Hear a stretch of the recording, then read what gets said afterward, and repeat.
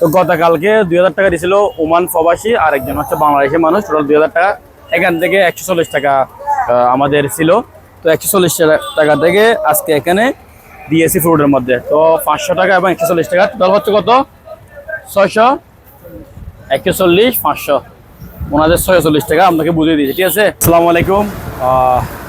নাম প্রকাশে অনুচ্ছুক, ইউকে থাকে এক প্রবাসী ভাই 2000 টাকা অনুদান দিয়েছে আমাদের এতেকাফকারীর জন্য। তো আমরা কিন্তু আজকে গোল্ডেন ব্রিজ থেকে এখানে 1960 টাকা ওনার জিনিসগুলো, যেগুলো টাকা দিয়েছে আমরা আজকে জিনিসগুলো নিয়েছি এখান থেকে। এখানে চিকেন বিরিয়ানি 1400 টাকা নিছে, আর তো 200 টাকা রাইস দিয়েছিলাম দুইটা, তো 1600 টাকা। আর ফিরনি হচ্ছে 7টা, 280 টাকা নিছে।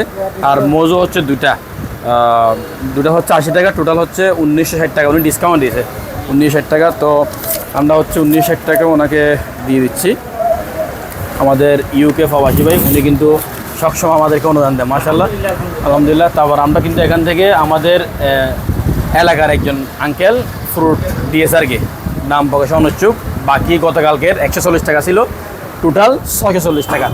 আর 50 টাকা ওনাকে আমরা মেসেঞ্জারে পার্সোনাল হিসেবে দিব।